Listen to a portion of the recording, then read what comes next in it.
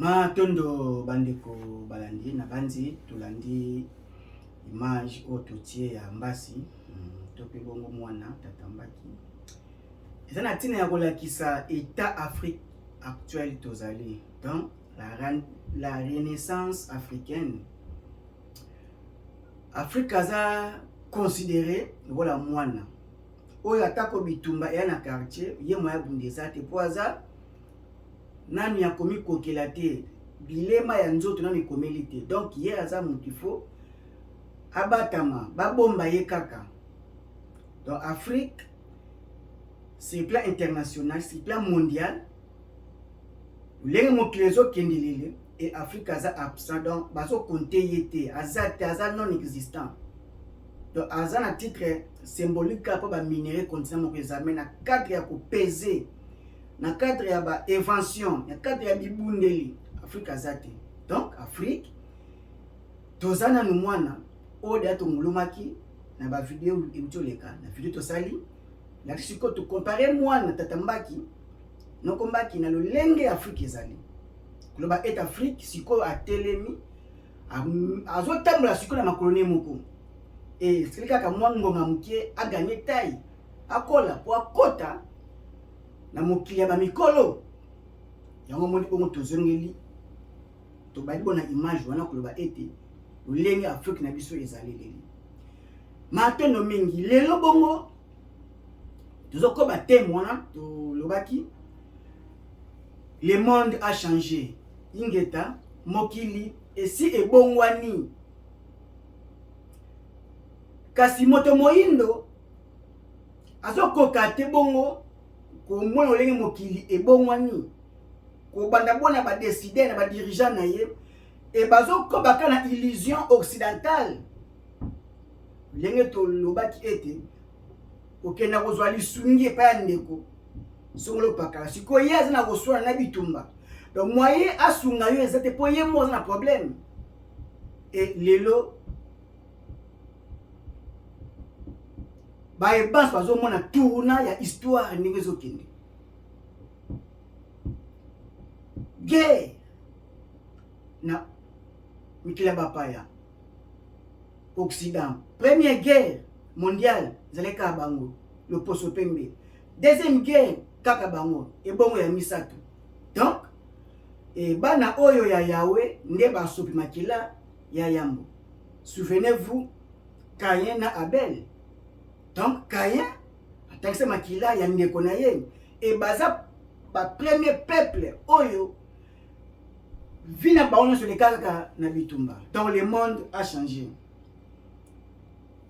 Ne ba vidéo les cas tolobaki troisième conflit inévitable et ya mbongo tozonga la bible to na image mususu ya président Macron au mona maloba adressé ba compatriotes ni na population na ye leng alobeleli parce que les autres ont vivre guerre vraiment guerre troisième conflit on les a pour dégénérer déjà ils a grave o le ba dirigeant na ba la moni gravité nango o te le bango takala o déjà religion africaine ça le bango takala o même batindi ba mikanda de batinda na pape batindi na Europe ba lettre ouverte tindama pona ko viser bango ke boko bunda na nature et nature les nzambe donc nzambe a s'imposer volonté na ye la loi de l'équilibre et le poso mundo akufi mingi ba bomi l'homme noir a grande masse na lolenge nyonso mutu ndazo kufa e milimo wana centenaire ya fumu kimbangu e bozongi ya milimo ya Congo pe milimo ya Afrika yango mona ba église ezo zika ba banque ba zamba ezo pela moto po kande ya milimo ya Congo kande ya milimo ya Afrika si balamuki sengi bongo ba futa lenge bongo ba salaki ba ko créer kaka bongo incompréhension kati na bango bakoyokana te même Poutine aza le poso pembe kasi aza pièce maîtresse oyo ya déclenchement ya troisième conflit moni et koloba te pouvoir yekende na côte asiatique mais Zambe kopela nyonso miko banda quelque part fait banda kopela moto po ezwa zamba nyonso moto mundi bongo azali wapi. Tozo en tout cas bongo maloba ya Macron ou alobaki na population naye matondo. Nous appuierons l'Ukraine sans hésiter et nous prendrons toutes nos responsabilités pour protéger la souveraineté et la sécurité de nos alliés européens. Mes chers compatriotes, les événements de cette nuit sont un tournant dans l'histoire de l'Europe et de notre pays. Ils auront des conséquences durables, profondes sur nos vies. Ils auront des conséquences sur la géopolitique de notre continent. Et nous saurons ensemble y répondre. Je veux vous dire ma détermination à vous protéger sans relâche. Matondo bandeko balandi na banzi to zongeli bino toti koyoka président Emmanuel Macron ya France mayalobi yana tina makasi na ba compatriote na ye lobi mayoto le kana butu oyo et bazo vivre tournant ya histoire ya Europe pe ya France. Donc mbongwana ya masolo ezo salama ya mikili na bango loposo pembe. Nazolo bela événement oyo ya Poutine ya évasion na Ukraine. Obo ezaki ba état ya IRSS. Donc yé pour ça naye a reconstruire lisusu ancien IRSS. Union soviétique ezo masuna bokasi na yango même ambition Chine aza nango. Donc et alobi ba conséquence et kozala profonde pe durable. Ah, yete mutu alobaki l'événement de la bête. Elle est là. Elle arrive. Donc, Macron aza, n'importe qui, aza, motoyambo, na France wana. Et aza, moko, ya bosolo kanabango. Donc, grande loge ya France, Macron aza moko, oyo, ya niveau likolo. Donc aza avisé ete mbongwana ya mokili ezo salama wapi o stolobaki yango omoni. Mais tala lelo peuple africain, ba dirigeant africain baza se comporter nini de pas tourner ya histoire. Pouvoir dirigeant bokasi o ezo kamba mokili zaki bongo na monde occidental. Wapi oyo na États-Unis ezolongwa nde tolobaka déjà il fait kende na côte asiatique. Chine aza détenteur na yango. Des accords na bango na Poutine parce que bazaka na combien accord te. Et wapi oyo lelo azo menacer Ukraine et a menacé même bango déjà attiré à alerte. Force, il y a dissuasion nucléaire. Déjà base à la près. Donc, tout ça peut se dégénérer. Et force nucléaire, wana, oto, to vivant na Nagasaki na Hiroshima. Tire les conséquences, et ça la kaka. Bani bazo botama, na circonférence wana, na ba déformation. Mais les gens Poutine a une bombe sophistiquée. Et attendons déjà en alerte. Pambate ba pays et ya Europe nyonso ba décider ba soutenir Ukraine militairement. Et alors hier a na choité azana Jonker na ye o ce qui a posé en il y a ba carte nyonso et yango bango bazo banga. Troisième conflit et ba lo ba mauta kala. Troisième conflit. Fumu Kimbangu alaka aloba ete bana bino bakokende na mikili ya bapaya na intention ete bakozwa bien-être, mais mingi bakozonga susu bakomona baboti na bango te, bakozonga bibembe. E moma yango yo yo mwana Kongo Kachopa, mwana Afilika Moindo Ngonge Koki ba milengelaki bazana ba space ba mapango ba mabele ingeta Ngonge Koki Ngonga ekoki ebandi ya likokisi ya ngonga iye bazozwa oyo ba misato osala to batela makoki poteza libandeli ya mabele na biso pamba te ba sacrifice ya yambo ezala bongo loposo moyindo na insuffisance bakokoma nango parce que guerre na partie Europe, Ukraine aza partie Europe déjà ndenge aza wana et ndenge manka lobi ezala profonde pe durable kobanda opele ya Zamba ebandaka quelque part peso ya Zamba mobimba lelo makambo elakama ekokisami milimu ya bayindo eza kotelema. Troisième conflit oyo eza unique et seule raison ya destruction ya monde occidental. Mokili loposo pe mais faut passer la autodestruction bango moko babomana pamba te balambaka biloko po balia si balambaki babombe ya makasi sophistiqué et si basoli maboko mutu moko bia kolia bango to na petit kolia bakomi na bu ya patience na bango na suka patience na bango.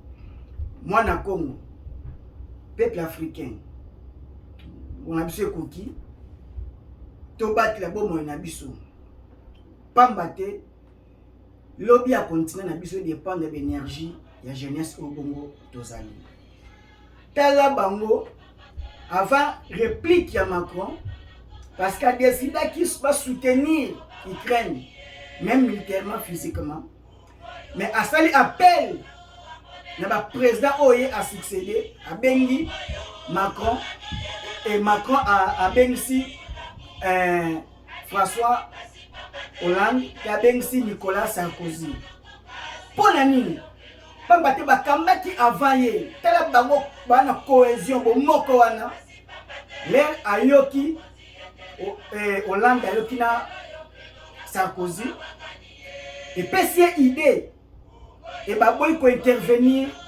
militairement mais alobi toko gagner nini continent et ko gagner nini ceux qui basali escalade militaire vaut mieux parce que nous na ba munitions na armement yemoko abunda parce que ça fait membre tena autant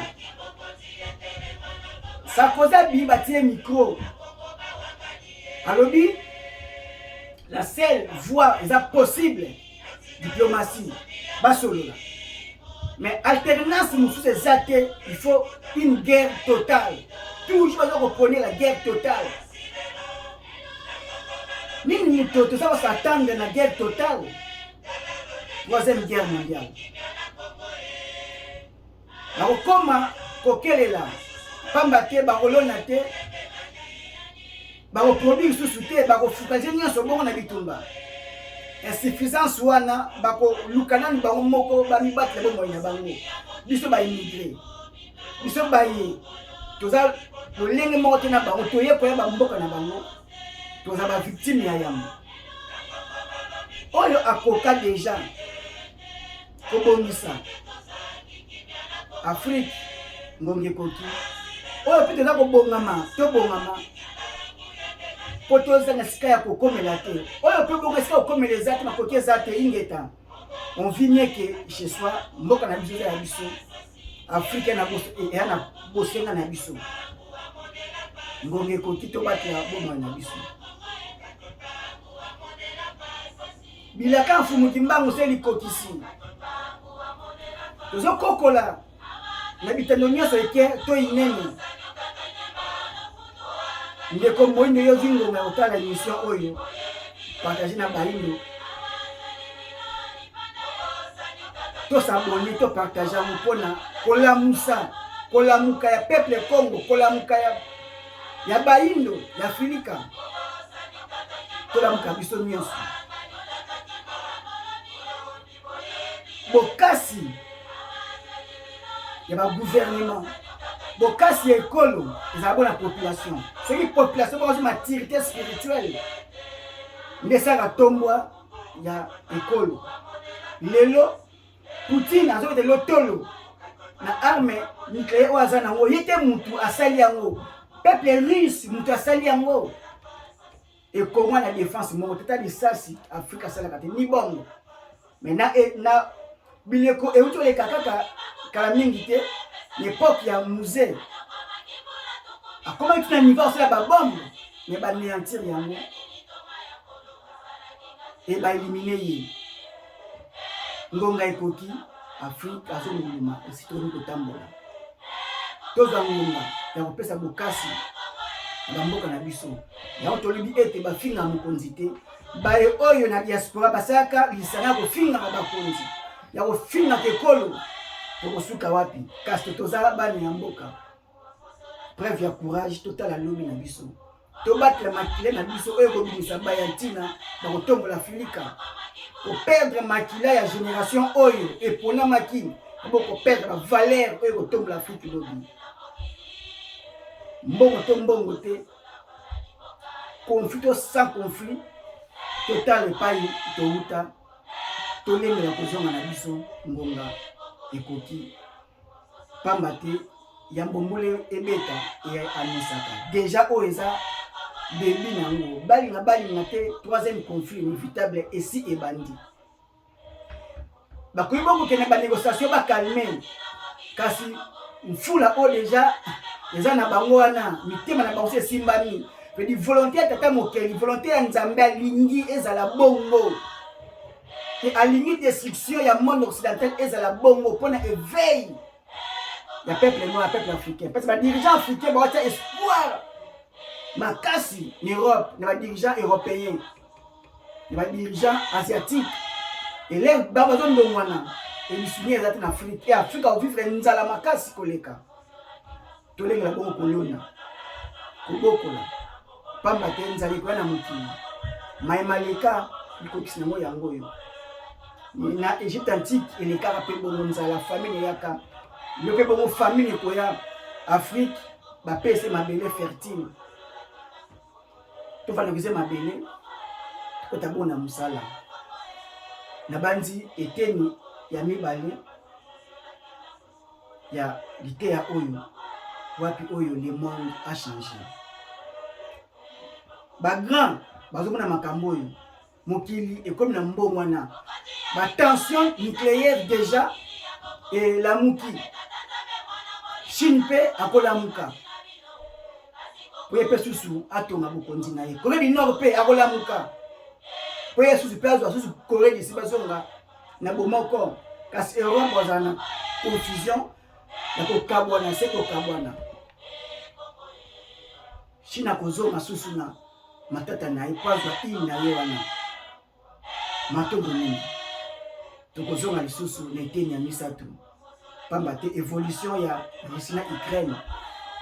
Zabongo ibandeli ya kopela moto na kwa ya zamba po zamba nyonso ezabongo moto ngonga ekoki moto moyindo peuple africain ngonga ekoki ya pasi ya mokili e tobatama epai na biso pamba te kuna bolamu ezali kimia bongo ezali na Afrika mikila bapaya bakozanga kimia makile kotanga makasi na monde occidental bakubomana donc ekoto bata bomana biso bayindo fumu kimbangu mobati la bayindo esikanya so mundu azali fumu kimbangu mobati ndebo mateli misu bato ba rappeler bayindo to bata bomana biso pamba te tozala makabo oyo fo etonga Afrique lobi biso bana bayindo matomo mingi kinya mabota ba biso fumu kimbangu balonga koko babati la biso epai bongo mata